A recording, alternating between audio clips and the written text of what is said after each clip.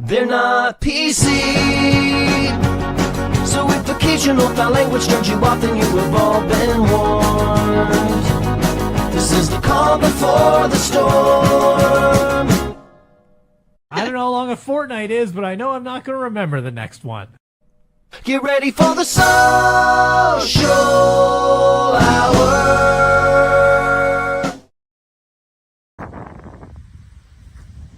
The Meg.TV, bro, because that's where it's at, yo. That's where it's at, yo. Calling my shot like Dave. Oh, he's gone. No practice swing.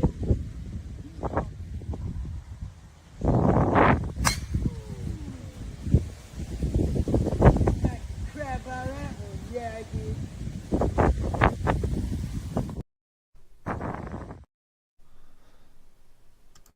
All right, ladies and gentlemen, welcome in to another Atomic Madness right here on the Madness Entertainment Network. We have Tavian here, one half of the Atomic Annie. Hey there, Ghost. How you doing? Good, man. Mal will be here shortly. Yeah. So, 'tis the season. Let's what's you got any special Christmas plans, Tavian? What you got for Christmas? Nothing out of the ordinary. Just Christmas Day with my wife's family, and then that following Saturday with my family, and then work Monday morning. Right. Yeah. We do like Christmas Eve mainly. We morning Christmas Eve with one side, and then evening Christmas Eve with the other side, and then Christmas Day we just sit back and enjoy all the day off. Ours are too spread out for that. Right. Yeah. Do you have any special Christmas traditions, like certain food or like a certain thing everybody likes to do? Well, there's always growing up it was always turkey and dressing. We don't call it stuffing in Texas. We call it dressing. Yeah. Turkey and dressing, both Thanksgiving and Christmas. But as my parents have gotten older and the kids have gone and all that, they've gotten more adventurous on the Christmas stuff. So sometimes we'll have a Mexican food Christmas. Sometimes we'll have the traditional turkey and dressing. Sometimes we'll do. We had fried chicken, I think, one year. Mom did homemade pizza, I think, one year. It's just whatever the family feels like. Yeah, we do the turkey and dressing on Thanksgiving, and then on Christmas, like you say, nowadays we get a little bit more creative to where I love to do the smoked meats. So I'll go get like something odd, like a leg of lamb and a chicken or something, and we'll have like a leg of lamb and chicken, or we'll make a turducken. Well, not necessarily. We tried that one year. It's just such a pain in the butt, and it never really turns out right. I don't know how you do it unless you super slow cook it for days. Maybe it'll work good, but we tried it. I can't think of the turducken without seeing this one comic strip in my head. It was very Far Side style, but it really, as far as the character drawing style, it was like the Far Side, but I doubt it was the Far Side, because Gary Larson usually didn't go quite so risque. And it was basically a turkey, a duck, and a chicken, all laying in a bed, each smoking a cigarette. And it was something about the friends agreed to never speak of making a turducken again. I love it. Oh my goodness! Right, never speak of this again. Sure thing, Larry. That was crazy. Oh man! Funny. So a lot of people don't like the lamb where I'm from, but me, the last time I done the leg of lamb, man, it was so tender and so delicious. I don't know what they don't like about it, but it's funny. I don't know that I've had lamb per se. I've had barbecue goat Southern style, Yeah, yeah. we've which had that. is awesome. It and is. then I've had like the Euro meat, which is I believe a lamb or a goat of some kind mixed with beef. The gyro hero. Oh, yeah, Euro, yeah. Euro meat. I think that's a lamb, but I'm not certain. I know it's sometimes it's a blend of like goat and I know that it's lamb because that entails young. Yeah. So it may just Really? be a First time I had lamb was at a gyro place, Papa Louie's, I think is what it was called. Semi yeah. like fast food, but not really. Like you would order and they'd get to it in a minute, but they would like shave the meat off the stick. Yeah, Like, yeah. on You the got the stick and giant shave it off, and spit turning there. yeah, and they'd fix your sandwich and you'd bring it to the table and just sit there, and then eventually they'd come out with the meat, and you could just 3 or 4 shavings was one price, and 10 or 12 shavings was another price. Oh, right. And they pile it on a plate, and then you put it on your sandwich and eat it. And that's the first time I had lamb. I didn't know it was lamb. I didn't really care. I was hungry, and we went to the place, and I was like, "This is delicious." And it was like, "You love lamb, don't you?" I was like, "I love what? What is this? this isn't beef? Some kind of beef? No, it's lamb." I'm like, "Yeah, it's actually really good." Yeah. So then, years to come, they sell in our local like Sam's Club. They look like little T-bone steaks, but they're little lamb chops, is what they call them. Chops. And they look like little tiny T-bones. And Yeah. goodness, slow cooked on a grill or like simmered in I a bet pan that would be real good. slow with a Yeah. little honey and butter. Man, goodness. Yeah, Making me hungry, Ghost. it's just as good as eating a T-bone. You just got to eat like 5 of them. Yeah. So, let's see, y'all. You guys have been killing it lately, man. Oh well, thanks, man. I New appreciate songs, that. oh man, it's just been fantastic. Yeah. We've been having fun. It was probably about a year ago, maybe a little longer. We decided to do only one new piece every week instead of trying to do all 3 being brand new every week. And in terms of the quality of music, I think it's paid off. I think it has. Yeah. Because it gives us more of that prep time to just go ahead and polish out a little bit more the skeleton, and it gives us more to jam over. And of course, like with the new one, which is the segment that I've got for you for this week coming up here for the show tonight, is the new one from our most recent show. It can cause us to jam a little long. So this one coming up is a little longer than our normal long forms, but it was fun. I had a lot of fun putting the brass section together for the B. Of the brass section. So I think I was asking Mal last week, like when you play this thing, like if it wasn't like hooked up to like electricity or so forth, would it make sound, or does it have to be like? Quote, unquote, You're talking plugged in? Specifically my my E-sax. Yes. Yeah. I was talking more the brass section for the B part of the song, but yeah, for that E-sax, it's battery powered, and it does have a built-in speaker, because it's technically here's the thing about electronic wind instruments: they're ridiculously effing expensive. The one that I play is classified as a practice instrument, and so it's not quite as sturdy as the professional ones. It's mostly plastic. It's battery powered. It's got a speaker built into it. It's got a headphone out but no line out on it, so I'm having to just use the 1/8-inch headphone out on it as my output. Luckily the modular gear can step that up enough to take it as audio, so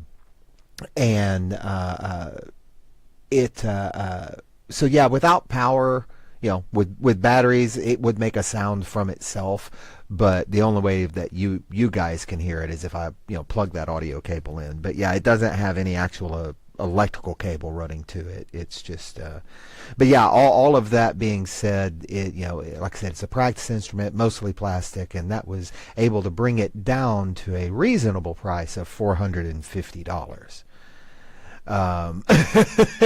Right. Yeah, That's they're the thing.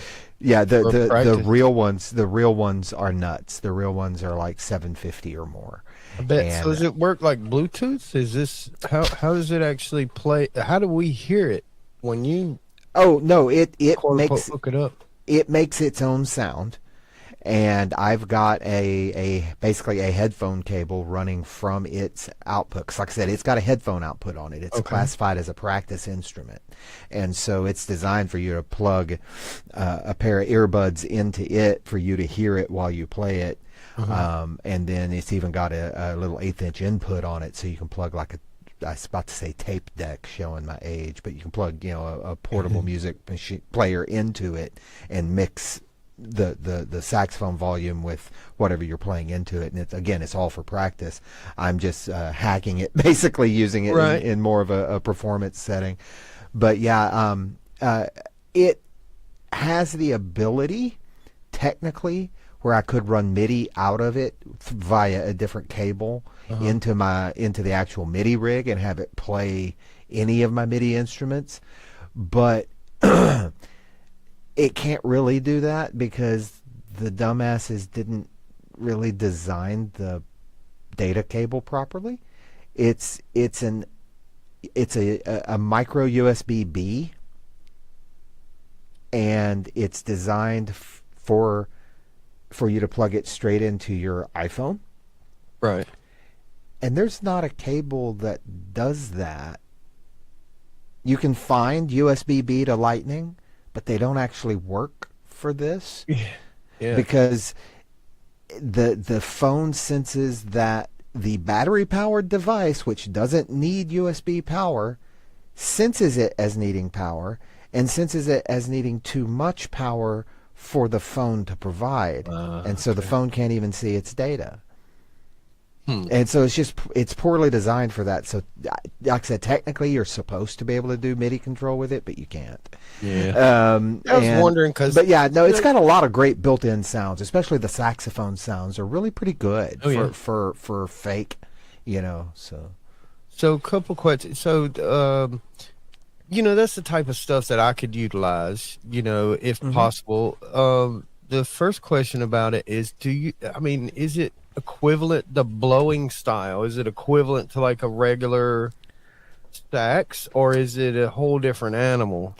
Well, that's the thing. The mouthpiece is essentially, it since I'm a saxophone player, I have 40 years of just muscle memory in my jaw. And so my embouchure immediately goes to saxophone position. Okay. And so it feels very natural to play. You lose some things, like on a saxophone, you can bite down a little harder to bend notes, and you fluctuate your jaw to get vibrato. You can't do that with this one. The professional versions you can. Okay. Yeah, the professional versions feel very much like a reeded instrument, but this one. Isn't there a reed in it? No, it doesn't have a reed in it. No. The pros, the professional ones, right? They have reeds. They have. Well, most of them will use like a vinyl reed that I've heard of, or they simply they don't have a reed, but the mouthpiece feels a little more like a saxophone. This is more of a recorder style mouthpiece.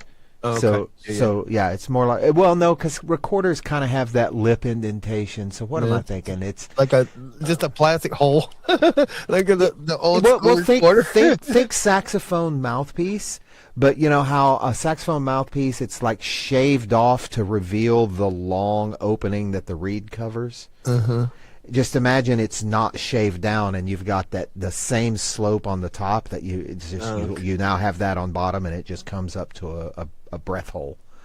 and yeah, you just blow into it. You can put teeth on both sides. You can curl your bottom lip under like you would for a saxophone. It's such a cool instrument. None of that matters for it. It's just whatever you're used to as a player. I love watching people like Tavian that just pick this thing up, and in a day or two he's like half-ass mastered it.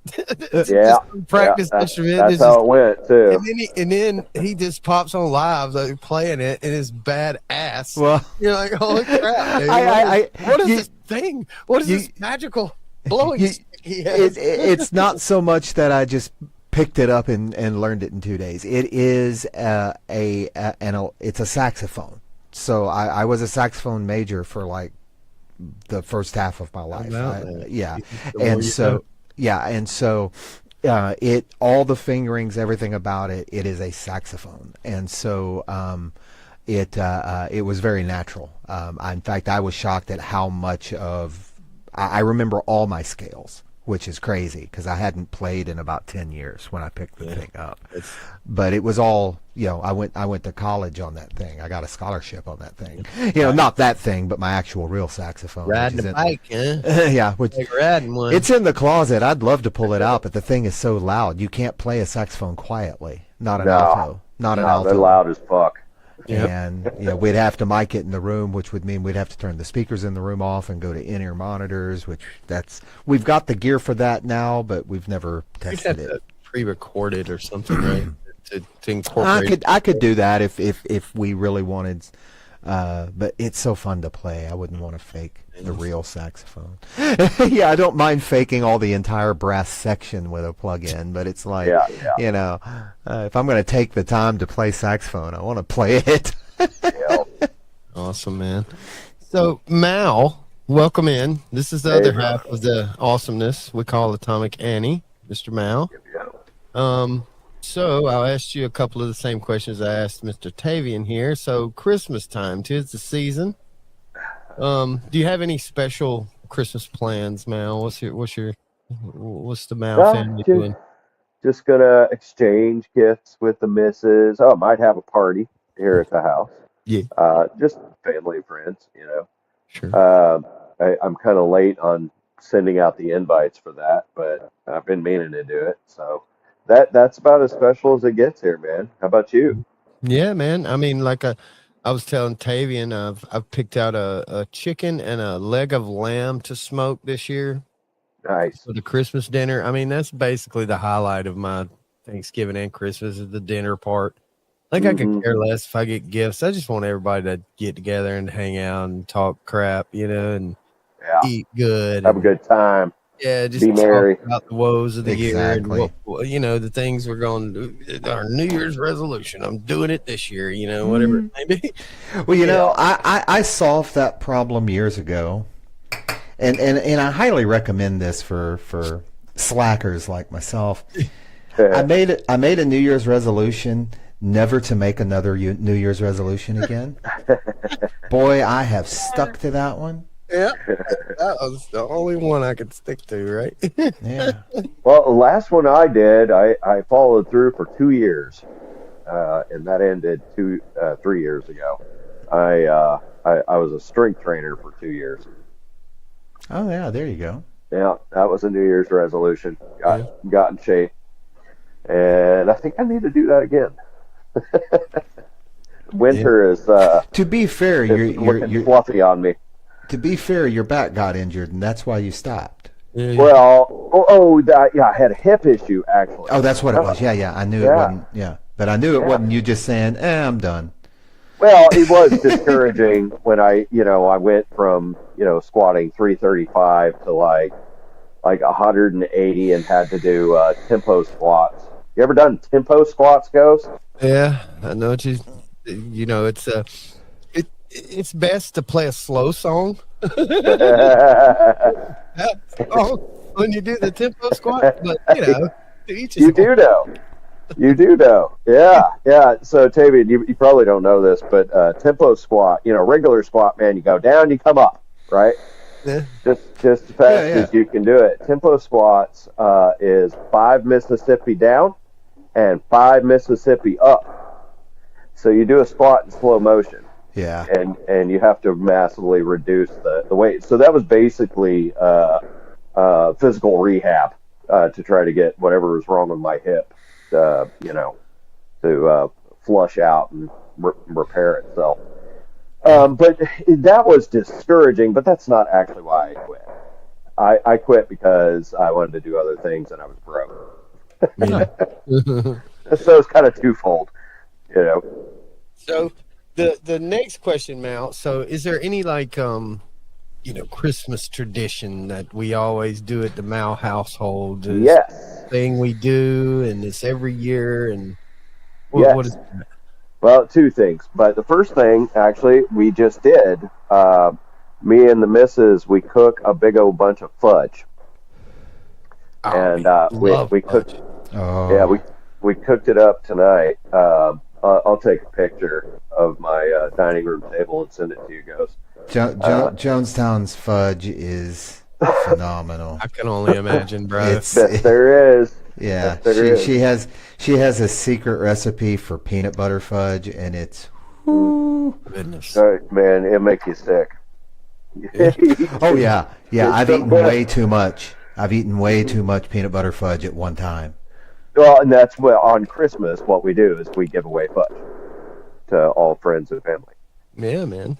It's good. Yeah. We used to do or I say we, I never really was a part of it, but Mom and Grandma and Aunt and all them, the ladies, when we got together, they would make this candy called Divinity. I've heard of that.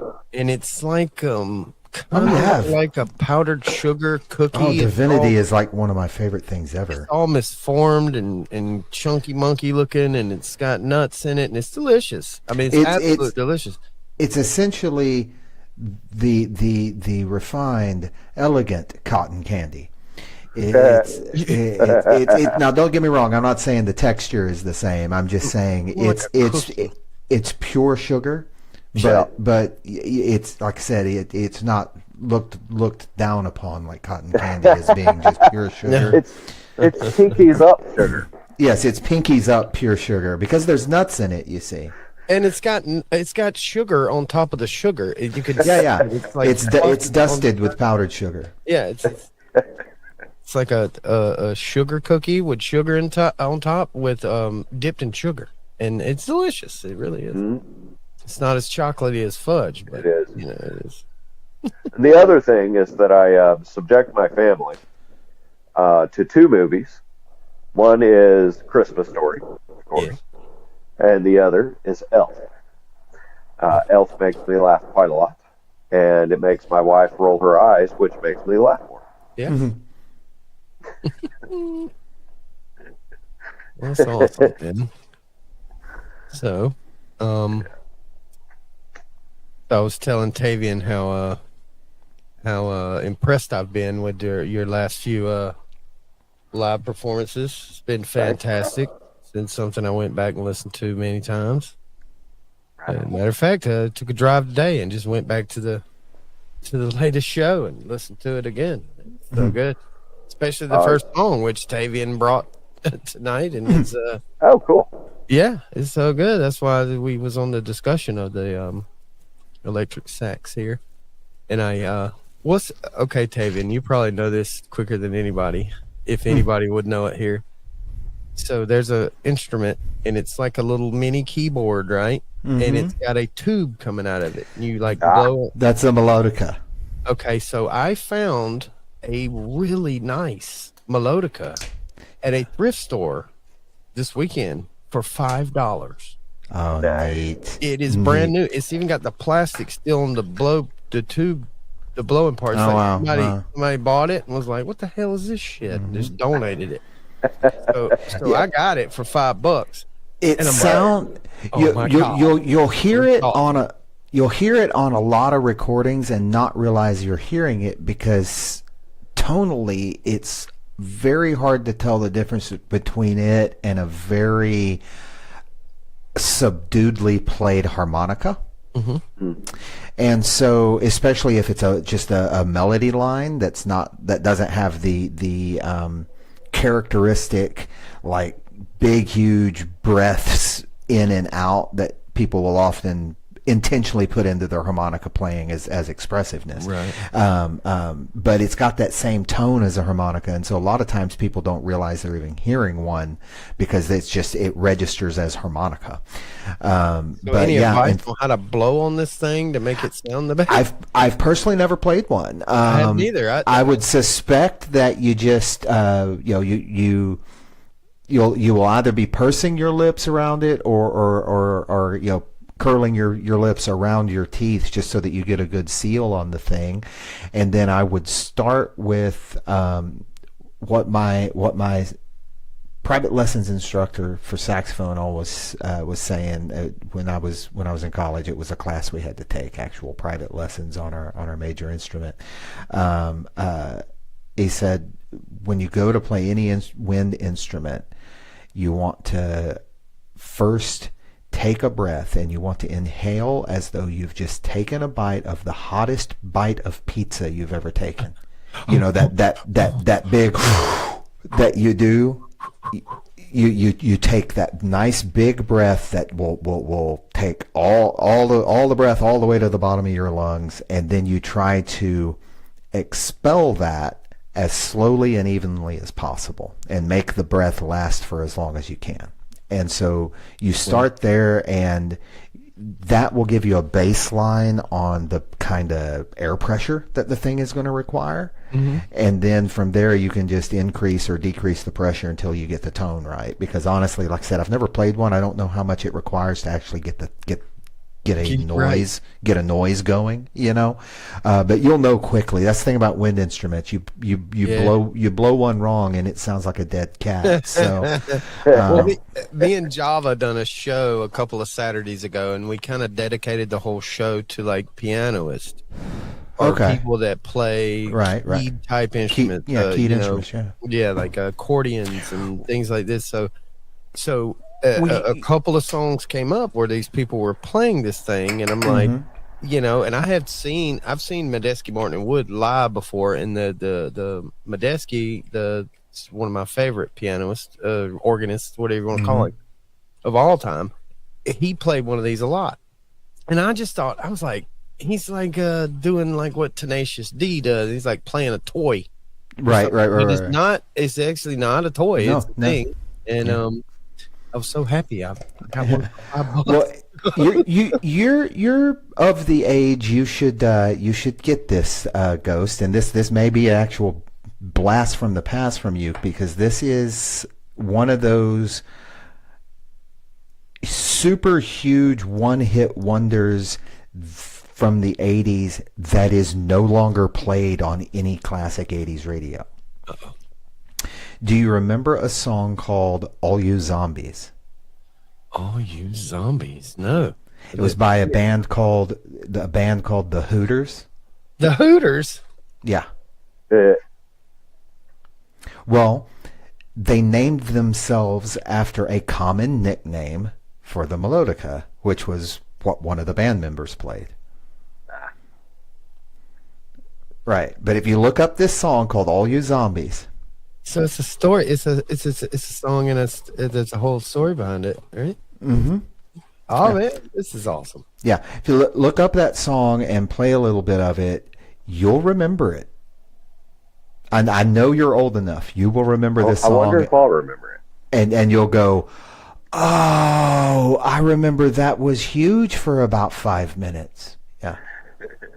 It was on Casey Kasem. It was on all of that. It was they were a big deal. They performed on some like MTV Live thing, or maybe it was Friday Night Videos, but that was really just MTV recycled for local television.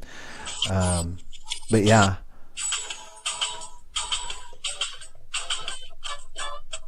Is that it? I can barely hear it, but it sounds like it.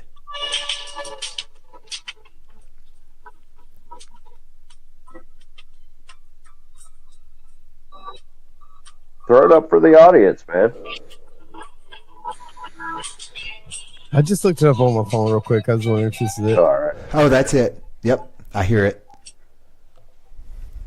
Okay. I'm shocked you don't already recognize it. But, I do. I was just making sure that was the one you were talking about. Yeah. I recognize it. Yeah. It's one of those, like I said, one of those that everyone from that time will remember, but they won't have remembered it. It's not one of those things that will, like, they'll think of off the top of their heads when they think of big songs from the 80s, because it just doesn't get any play anymore. And I think it was... Go ahead. No, go ahead. Well, I was going to say, you were talking about a new band that you had. Oh, yeah. Well, it's not so much a new. Really yeah, it's not so much that they're a new band. It's just that I've apparently been living under a rock. I stumbled upon Sleep Token. In fact, I'll give all the credit to Rick Beato on that. He did a video on their song that was pretty new at the time, Emergence, which was from the new album, even in Arcadia, and hearing him break it down, because I'll be honest, I like all kinds of music, but I've never been into the like dark imagery stuff. And the only time I'd ever heard of Sleep Token, it was in accompanied by images of them in their costumes, and I was just meh. Yeah, I didn't care, because I've never really cared about that kind of stuff, and so I never really gave them a listen. I never gave them a shot, and just thinking it probably wasn't going to be for me, because usually it's all heavy, all screams all the time when you see costumes like that. Right. And I dynamics means more than just loud for me, and so. But I was like, okay, well, Rick's done a video on them. I respect Rick Beato, so let's see what Rick has to say, and let's see what this song is, see if it's anything I care about. And I was just instantly hooked, and had to go and listen to the whole Even in Arcadia album, and I'm just like, wow, okay, I get why they blew up. It's because there's something special there. The haters are wrong. I'll just make a bold stand and say the haters are wrong, because they're legit. They are absolutely legit. I don't know if the hate comes from the fact that they are so musically mature, because in terms of harmony, it's impressive, the way Vessel puts chords together. There's more going on than standard, even standard impressively written metal. Vessel's got something. I got a quick Sleep Token song here. Okay. Let's see if the YouTube will act right. Now, and I'll be the first to admit, I haven't dug deep. I haven't dug deep either. Yeah. I mean, I've just scrolling through what I just seen. I've seen about half of what they have on YouTube. I've already seen where I've looked at it, because it shows you if you've seen it before. Yeah. This one I have not seen before, and it's a little taste. So here we go. This is Sleep Token, Fields of Elation. Okay, I don't know this one either. Here we go. This. And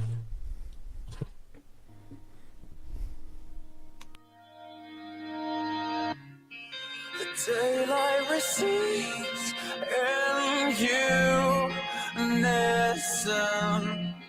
There's a room buries the eyes like death in motion. Nobody else can pull me out. The fields of elation, quiet and lonely.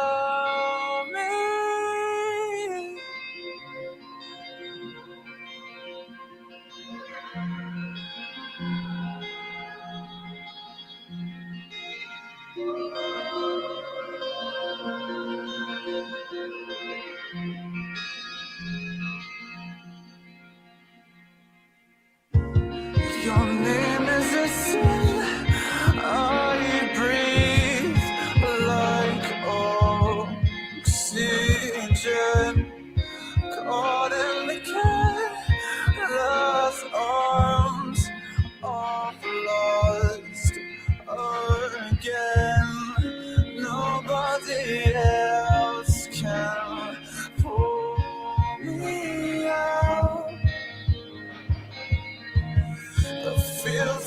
elation, quiet and love me.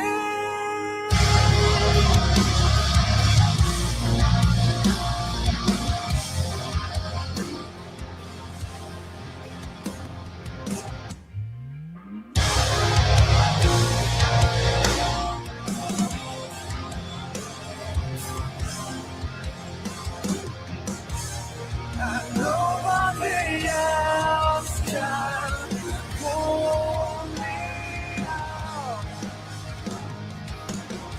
And I feel some elation, quiet, lonely.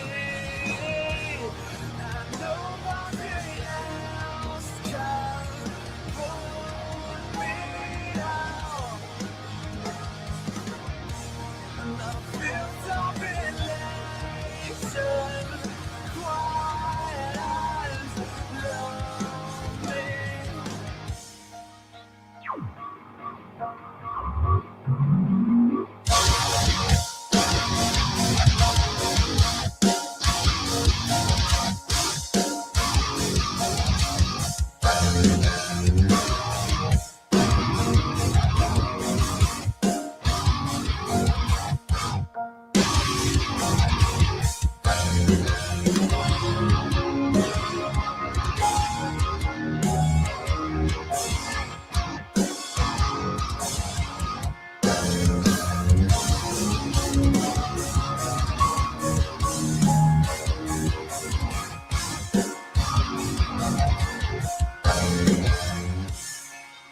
Losing my faith in all life's long part.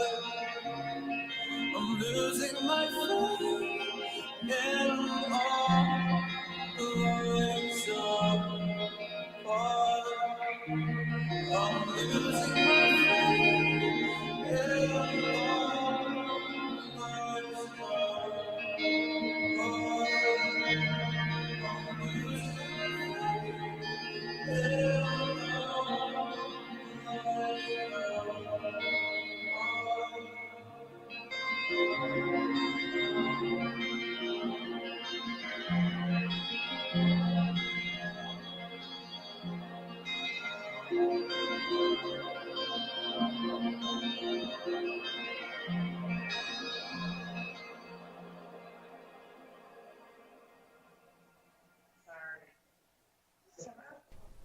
Wow, I hadn't heard that one.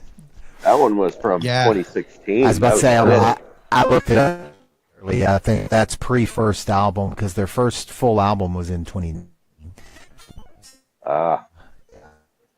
Yeah. I really like them a lot. Yeah, I do too. Yeah. Vessel has a really great voice. It's not your just run of the mill stuff, man. No, it's really not. It's more really not. thoughtful and directed, I guess, Well, and I just, it's not just that. It's like one of the things I noticed, especially on the new album, they do lots of genre hopping, which is cool, but it's not gratuitous. It's not without purpose. It's like when the lyrics are tender, you have very tender music, falsetto vocals, piano. When he needs to have a little bit of attitude, when the lyrics are a little sassy, if you will, Yeah. it goes into kind of this more hip hop groove. When it's anger, that it's angry, and and it gets really, really mean. And so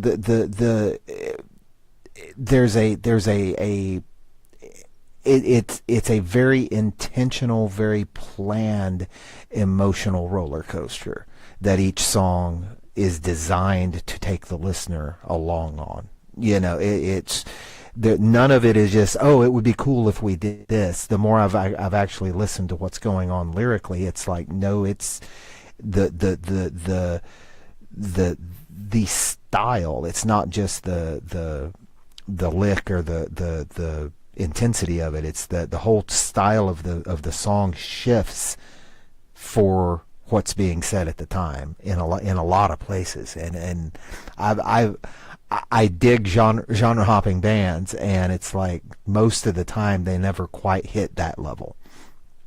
And it's been a lot of fun digging into, like I said, just the new album. I've listened to 2/3 of Even in Arcadia, or excuse me, Take Me Back to Eden, the previous album, and I haven't dug into Sundowning or This Place Will Be Your Tomb, I think is the name of the second album. Like I said, newbie.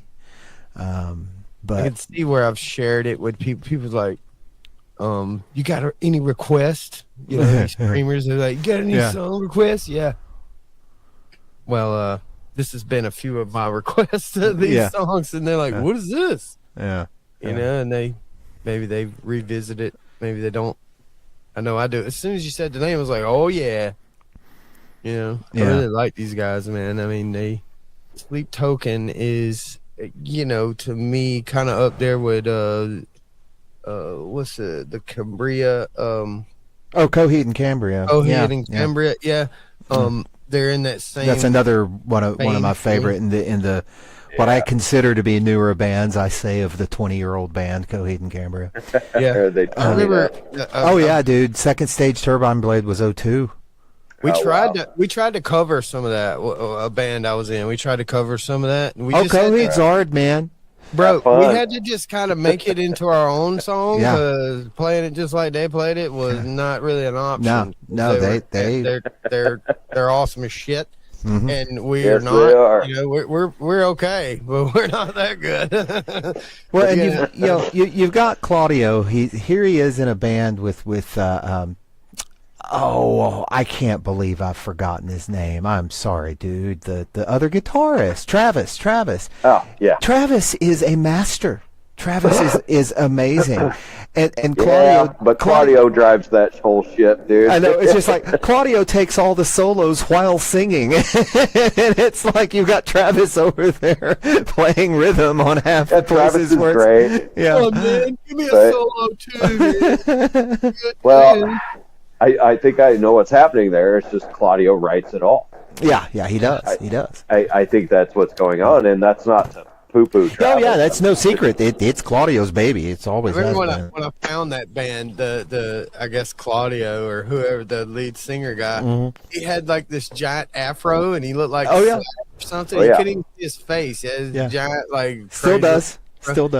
And the bro is a woolly mammoth, dude. He looked like a freaking Sasquatch up there on stage. What did I just see?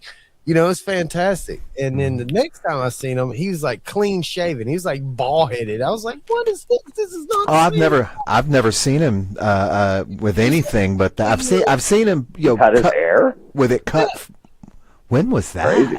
I don't know. He just we seen him live, and he was short hair. I mean, maybe he had it pinned back or something. Well, there are times when he'll pin it back and then pull it out midway through the show, and it just goes poof. It's a whole new vibe. The whole show was a completely different vibe. It had different kind of lights and things. It was like a album to album, I guess, tour type of thing. When we seen them, we went and got to see these guys. I was like, that was not the same band, and then up, and it was, and then they have comic books that go along with their crap, and I was like, holy jeez. Yeah. Well, that's the thing. Coheed and Cambria are two characters from the lore of the story that the band is telling, but they themselves never actually appear in any of the story because they're ancestors to the main characters of the story. Which makes sense. Coheed and Cambria are the band are the parents of the music. Yeah. Wow. It's such I just love it when I actually find people that care enough about the backstory and all these things, like keep it going. They're not just cookie cutting stuff out there. They're actually trying to. Well, and apparently, that's the thing with Sleep Token. Apparently, all the first 3 albums are called the Trauma Trilogy, I think is what the fans call them. So, and there's an entire storyline there, even though on the surface you don't necessarily pick up on it. Apparently, that's one of the reasons I fell in love with bands like Fish, because they had they had these backstories of the Lizard King and all this stuff, and the secret book that you had to go find, and there's Prince Caspian and all these things, and then I found other bands that done stuff like that, and I'm like, okay, this is kind of the direction I like to be in, because it's not just your cookie cutter shaky butt song. It's just not. Right. It's, you need in your life something that has a little bit more pizzazz, I guess, for a better word, to get your creative juices flowing, because that's one of the problems with people nowadays. They just sit around and let everybody else create things, and they just consume it. Yeah. So, hey, Ghost, do you happen to remember one of the songs that y'all tried to cover of Coheed's? That's it. I could look it up. I know what it is. Welcome Home, probably. Maybe. Probably. This is probably it. It was one of Yeah. their easier, shorter songs. Mhm. And we tried. I mean, we did. We went through it. We went over it. Probably might have been The Suffering. That one's more poppy. And by poppy, I just mean a little more accessible, a little easier to play, probably. Is it? I would say The Suffering is. I would say. I want to hear Ghost Good play. eye sniper, Oh, when yeah, I yeah. shoot, you run the words. What is that one? Scribbled on the walls, the loss of friends. You Oh, I didn't know have. exactly which song it was now. Now that I've thought about it, it was The Joke. We always tried to play The Joke. I don't know that one. What? What album's that one from? Bruh. The Joke, man. Thingy. Here we go.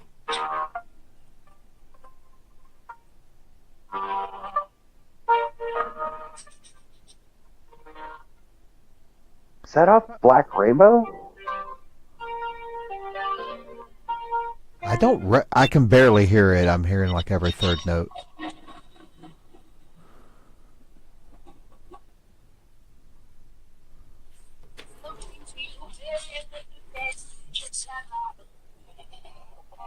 I'm so confused. Anyway, that's the one we tried to play. I know it's on my phone and it's not the way I'm supposed to do that, but that's the one we kept trying to play. And every single time we did it live, we'd sometimes we'd nail it in practice. We'd be like, yeah. Oh, okay. It's a standalone single released in 24. And it was an outtake from Vaxis 2 or Vaxis Act 2. Oh, okay. Okay, that's Yes. newer. Yeah, okay. I'm not as familiar with the Vaxis run as I am the Every Emery time we Wars. tried to play it, it ended up just being our own song. yeah. Change everything about it, because it just live. If you're not there when it's created, it's a whole lot different to try to play it. Yeah, you should learn to play Guns of Summer on your drums. Yeah. Yeah, we good. Well, I think it's like 280 BPM. Man, I don't know, man. That's like. Get some, I'm exaggerating, but it's I can fast. give me some of that Venezuelan real quick, and I might be able to. It's fast. It's fast. Rare nowadays. That's a good tune, though. You should put it on your playlist. Man. So Guns of Summer. we have a Atomic Annie song here. Yeah. This one here. Let's see. What's the last one you uploaded, man? What's it say to the what? Oh, yeah. We probably need to pick one. The two there. The second one I uploaded, the Void Wars. Void Wars. That's it. I can't That's a see the good whole. one. Yeah. So we're going to play the Void Wars here. This is Atomic Annie, the badassery that they managed to accomplish each and every week, Thursdays, 10 p.m. On all the different platforms, YouTube and Pilled and Rumble, all the different platforms. Every Thursday, 10 p.m. So here we go, Atomic Annie.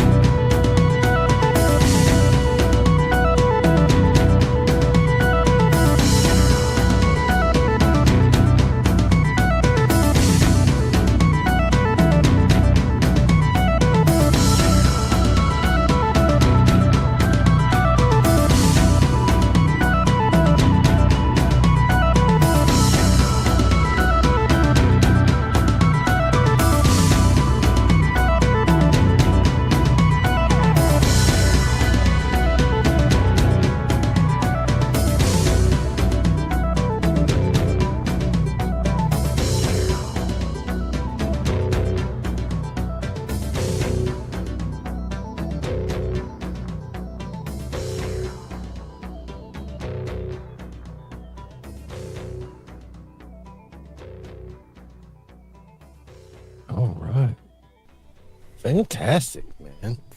Thank you. Always good stuff with these guys, man. So, New Year's resolutions. I know Tavian made a pact, but With myself. if there was one that we could do this year, what would it be? Oh, jeez. I don't even think like that, honestly. My brain doesn't work that way.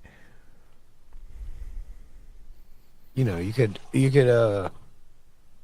drink less coffee. Really? Why would I do that? Why would I do that? I mean, Why would anyone do that? it helps Well, me. It you helps me in so many ways. So it's like the New Year's resolution, like something you have a problem with, and you just want to stop your self-destructive problem? Is that what the New Year's resolution is? Like, I'm gonna quit eating fast food. I'm gonna quit. Well, here's the thing. You have to have a vice that you're not okay with.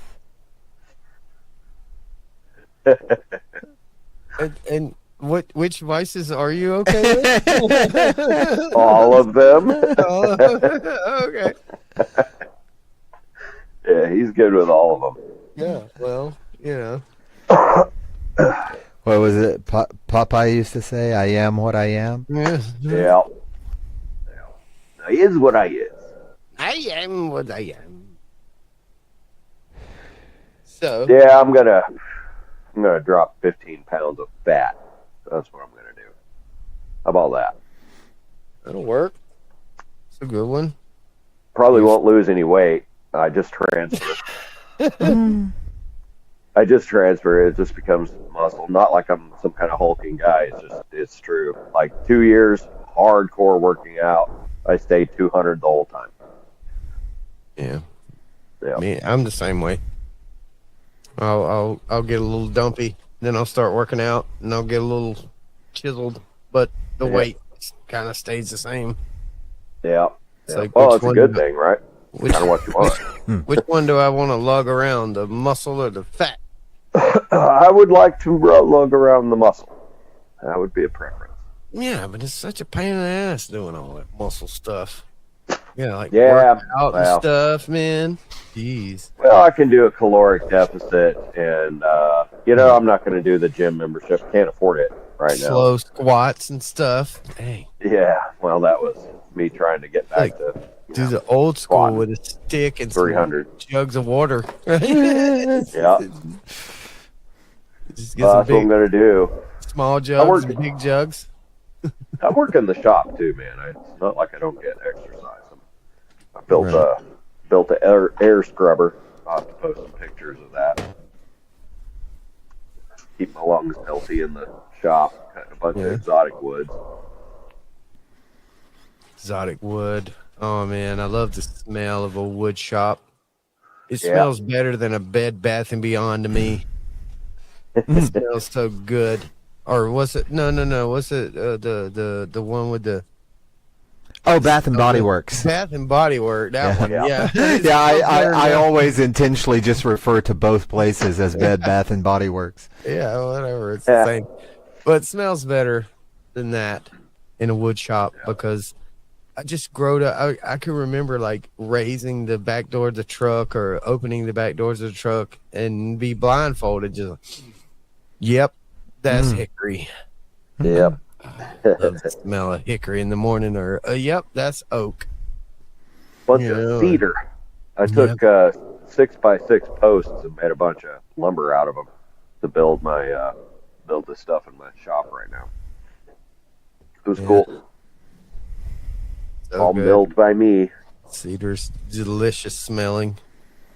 Probably It's like- $150 of lumber in there I've been building with that I just milled myself.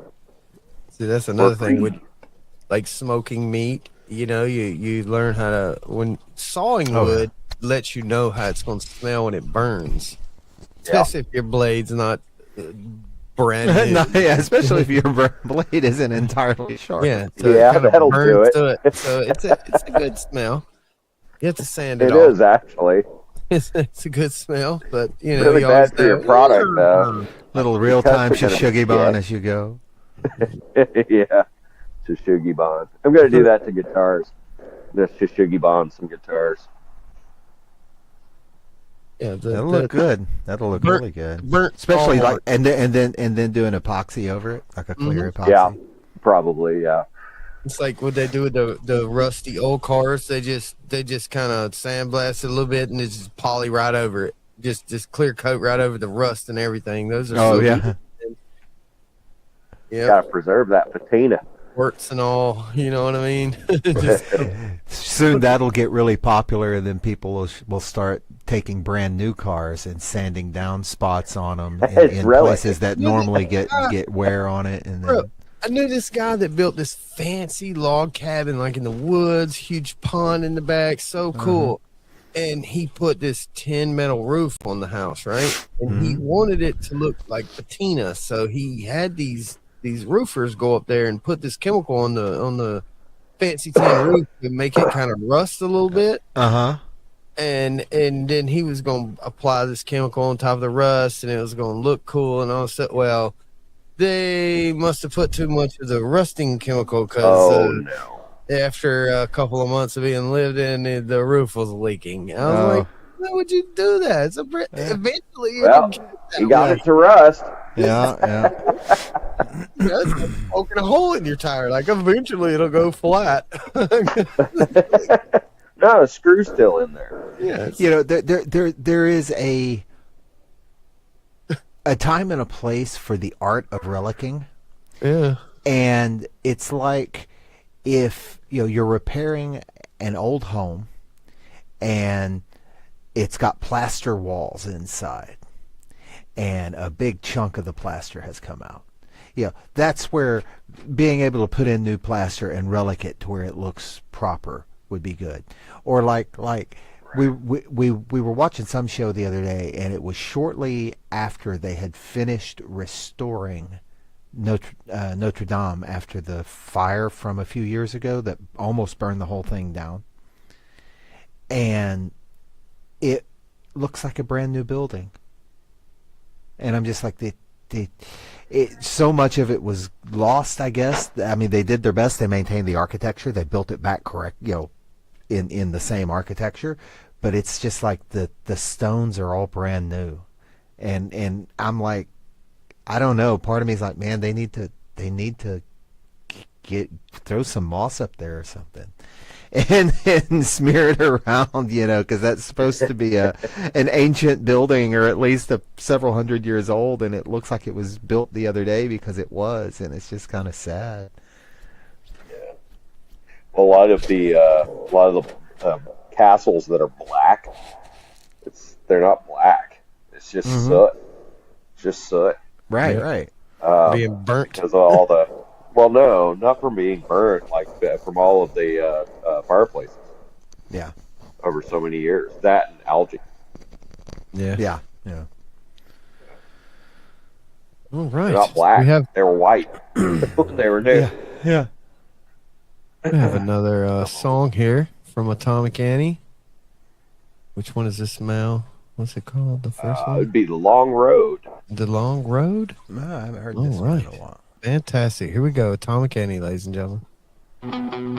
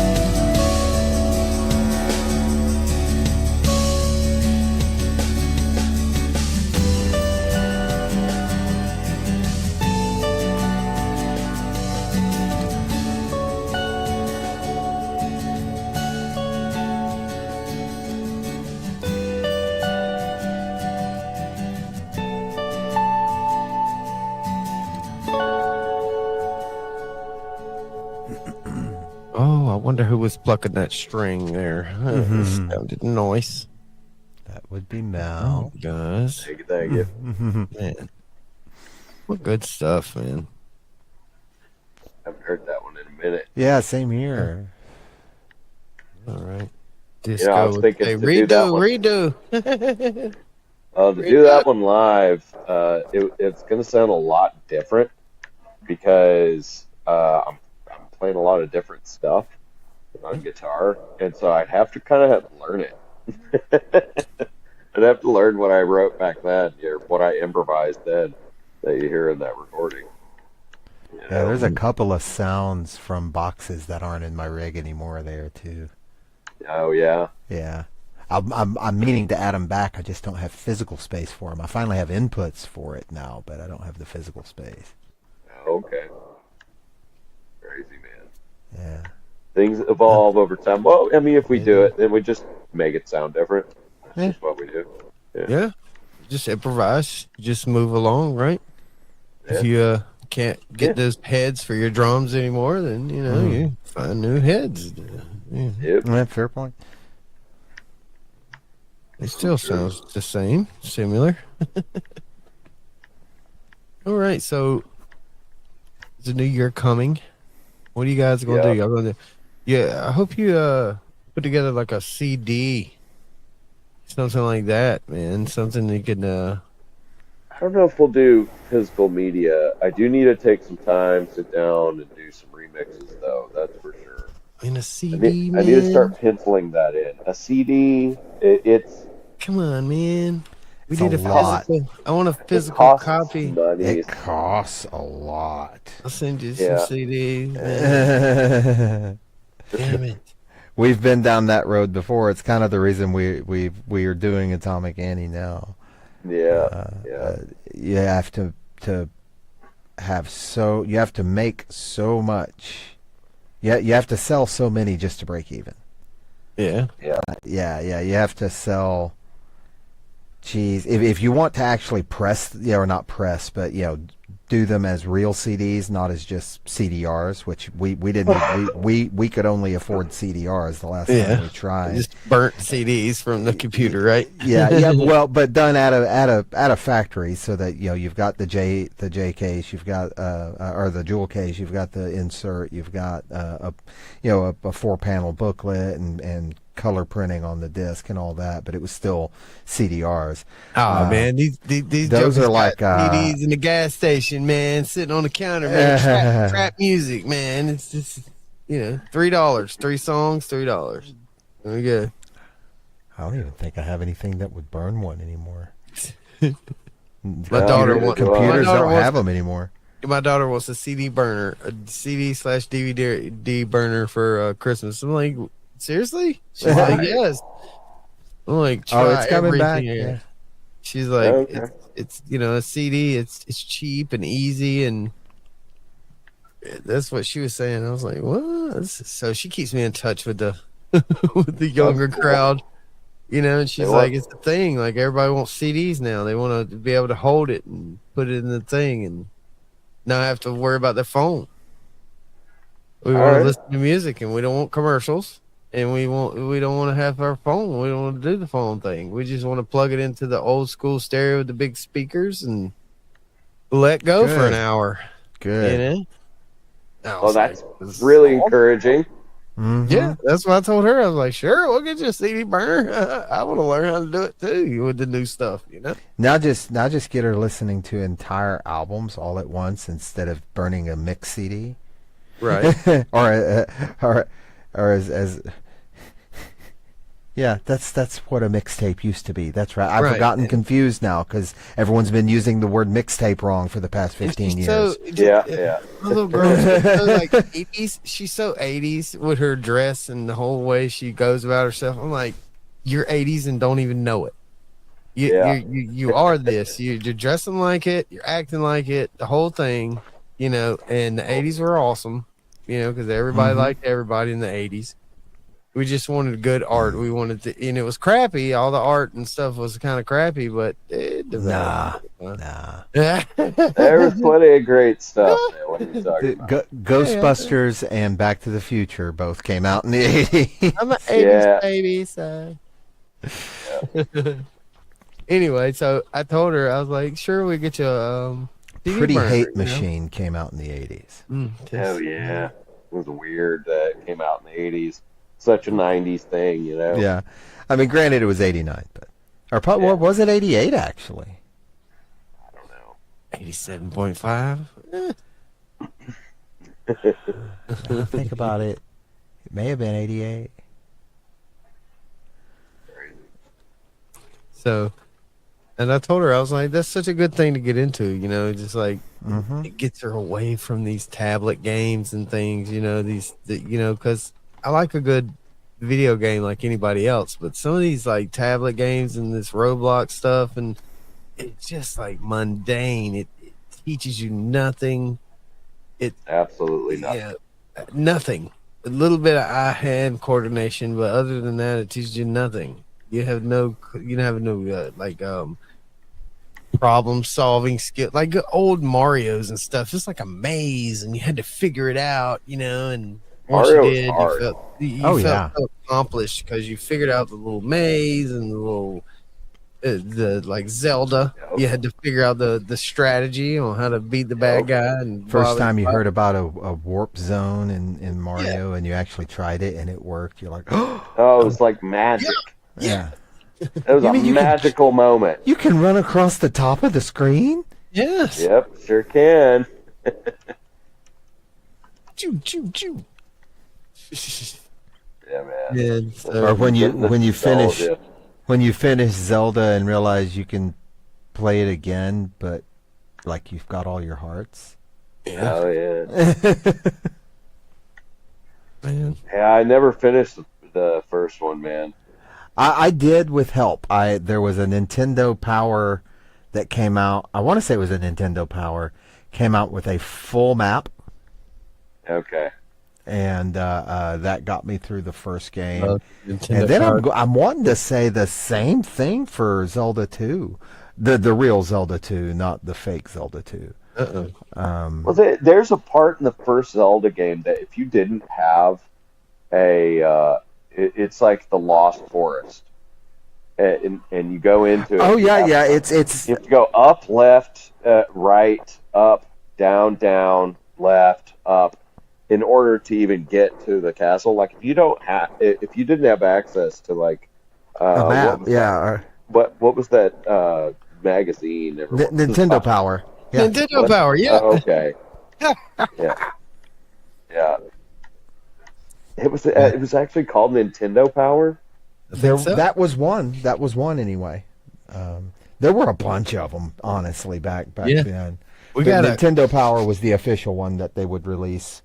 We got a pretty cool store in my town to where all they sell, it's like old school gaming systems and the games and all the merch that went along with it.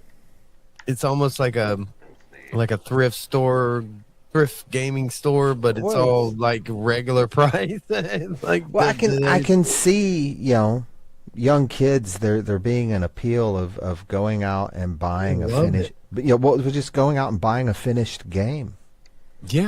Yeah, something that they can play all the way through. They don't need an online subscription. They don't need an email. Paying $60 to be a beta tester. Yeah. My daughter was like, with this stuff, you don't need an email. You don't need an internet connection. I can pay for early access. Yeah, you're being a beta tester. I can get these old games and play them forever.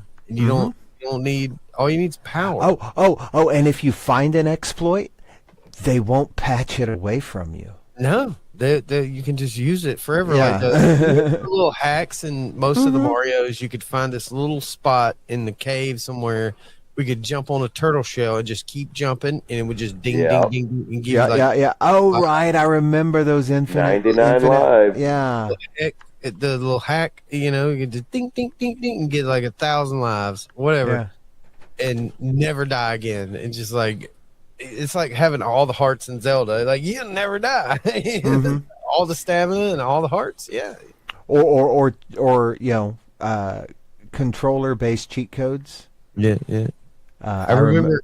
remember Sega. I got a Sega, right? For Christmas. Yeah. And the two games we got were Sonic and Mortal Kombat. Because Mortal Kombat, boy, I wanted Mortal Kombat, man. So got it, and then of course the day after Christmas, you get a little cash for Christmas. That's the way, it's a little tradition in my family. Everybody gets a little bit of cash, if it's nothing but $50. Anyway, you get some cash, and then the day after Christmas is the main shopping day. We don't care nothing about the day after Thanksgiving. It's the day after Christmas. Right. All the deals is blowout sales and whatever, and so I went and I got the book, I'm sure it wasn't Nintendo Power. It's whatever book it was with the Mortal Kombat for Sega. And it had the blood cheat code, man. I still remember it to this day. Because Sega had A, B, and C. So it's A, B, A, C, A, B, B. And at the end of the game, it's blood code. And you get blood the whole time when you fight. Right. Friend of mine had Mortal Kombat. I never really played it, but he told me about that. And then I remember I had Sonic, and there was a God mode code for Sonic, and it was actually like a dev debug mode. And you could basically spawn 100 rings in one place in like a pause mode. And just spawn them in 100 rings in place, and then just run Sonic over them and ring, and you get an extra life, and then you hit pause, or you go back into that God mode again. And in God mode, Sonic stops moving, and you can literally move him up, down, left, right, anywhere on the screen. Oh wow! And so you can just, while the game is still playing, you can just move him to the top of the screen and then push right, and he just flies over the entire game board, and you get to the end in record time. It was fun because you could do really cool things. Like I would spawn in to the final boss scene behind Dr. Robotnik, I think it was. And like whatever the special move was, it didn't really matter because I was able to just drop in behind him and one shot him. Nice. I never knew about that. I really enjoyed playing Sonic back in the day. Yeah, Sonic, regular play on Sonic. If you just regular play, oh yeah, it's fun. That is one of the hardest games. Oh yeah. Yup. It's harder than Tetris, man. That thing is hard, dude. Well, the Sega version, which I think was the second Sonic game, or it might have been the first. I'm not sure, but it was fast. Nothing had ever moved that fast before. Yeah, it took me years, literally, with the same Sega system to beat that game. Oh yeah, I played it until I mean, 2 or 3 controllers later, throwing them and just so freaking hard, crushing that button so hard that C never worked again. Go to work and save up because mom wasn't buying no controller, so you can go to work on the week and make you a couple, $30 or something. Go get a new controller. And then I remember when Mortal Kombat came out on the Nintendo. Then lost interest in Sega, but anyway. Oh yeah, well that happens to us all, buddy. I remember when Mortal Kombat first came out on Nintendo. That was like, I remember me and some guys were playing it, and I mean, it was, I play winner, and it got super competitive. Yeah. When I was young, we used to go to the movie theaters, and we'd get parents to drop us off, and we'd get movie money, but we didn't go see no movie. We went in the token machine and got tokens for the arcade, and that's where we went, and we stood in line for Mortal Kombat or Street Fighter. Yep. And if you won, you got to stay. If you lost, you get back in line, and there was usually at least 5 or 10 people standing there wanting to play. Yeah, it was awesome. Yeah, that don't exist anymore. No, just don't. I mean, we got a arcade place down where I'm at, but it's nothing like that. It's more of an adult thing. Even with the Sure. old, little kiddie games, the adults stand there and play them. They don't have a Yeah. place for kids anymore that they can go and just have fun with other kids without worrying about, the Well, they're gonna have to bring it back, man. They're hungry for that kind of life. where And, they are. Your They kids. would love it. If I could go drop my little girl off at a place like that, know she would be safe, go down the street, do my own thing, and then come back, I would probably do it. That's what my parents did. Drop me off. We didn't worry about all the crap like we do nowadays. I don't want to get, say too much. Sure. There's a lot of creeps out there nowadays that you can't just leave them. You gotta get a eye on them the whole time. It has to be a particular area. You have to live in a particular area. For me to just leave and just say, okay, I'll be back in an hour. No. Yeah. No, it's just. Well, gentlemen, I think I'm done for the evening. I don't know if you got to that redux or not, but I'm freaking tired. Yeah, man. Well, thanks for coming, No man. problem, man. I'm gonna play this last long play from Atomic Annie. This is from last Thursday. It's a new song, and then we're gonna get out of here. All right. So if you guys need to go, y'all can go. And All right, well, good night, Mal. Man. I'll stick around for a bit here, Ghost. Before you go, Mal, where can we find you? If we want to find you, other than here. I've been rather inactive these days on for my personal account, but I've been just super busy. But I talk smack and I post woodworking and guitar stuff when I'm building guitars. About to start doing that again. I do that on X at Atomic Mal. And of course, Atomic Annie is my primary, and so everybody can always see me play my guitar every Thursday at 10 p.m. Eastern. Man, thanks for all you do, Mal. You brought me many hours of entertainment, art, fun. So, and you're also a pretty cool dude. Likewise, brother. Likewise, man. Good to know you, man. Have a good evening. Yeah. We'll see you next week, man. All right, guys. All right, peace.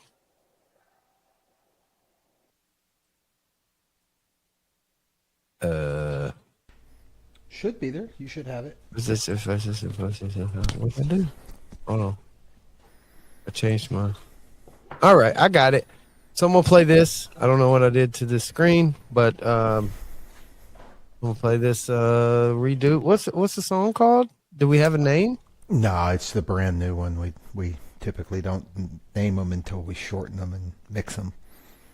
All right, man. Well, here we go. Brand new from Atomic Annie.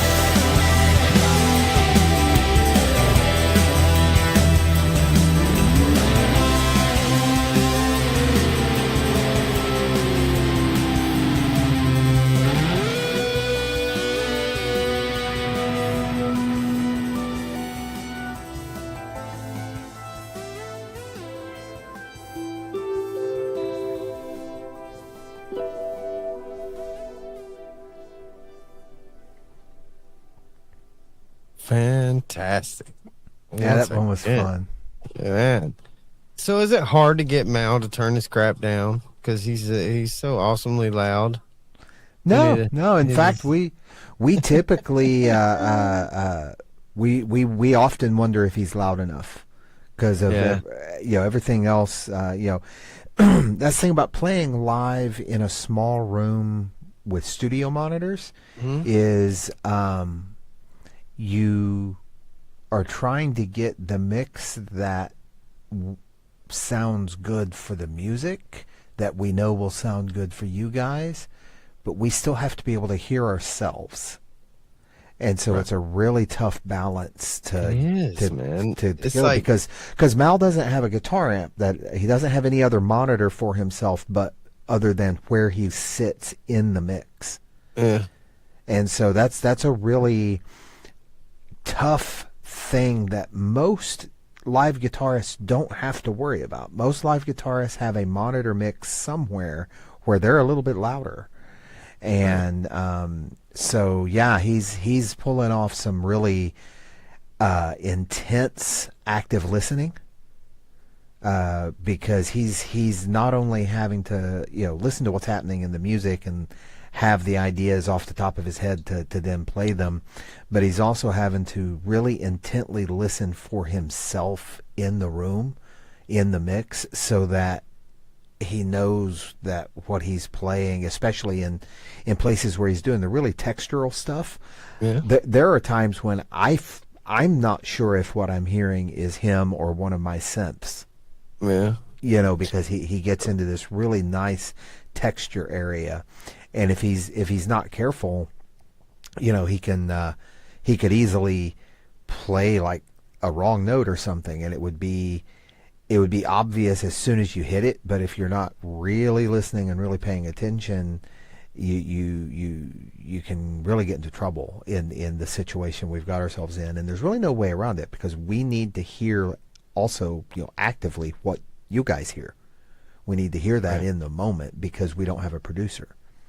And so we have to be the mix engineers while we're performing. And it's such a big deal. Like they used to tell me, like, once you're too loud, it's good, but it's hard to reverse it, because you've gotten everything turned up to the point to where you're too loud. Right. We want you too loud. That way we have range. We can go down.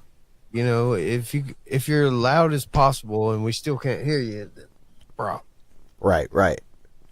But if you're too loud and you're only halfway up, then we can adjust accordingly. But it's just hard to fix once you get in that zone where you can hear yourself so good.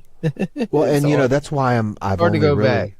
it's why I've only really now, after we're about to halfway through year 4 or whatever, halfway through year 5, I mean, and I'm just now changing drum sounds for like the first time, and it's because I work so heavily off of templates in the machine software, and the mix template that I already have a balance between the kick drum and the bass sounds. I have a palette of synth basses that I have preset with their mix level already set to use them, so that they blend in the right place already. That's part of the kind of the secret on how we're able to move so fast, is because some of that mixing is kind of at least ballparked already before we even get a note written. And it's a fantastic journey to watch. I'm telling you, man, we love it. The people that actually pay attention, we love watching you guys progress and do these things, man. It's such a breath of fresh air to see people actually out there still doing it, man. Yeah. We're gonna keep making music, together, as long as we know each other, me and Mal. But yeah. So, all right, good stuff. You still there, Tavian?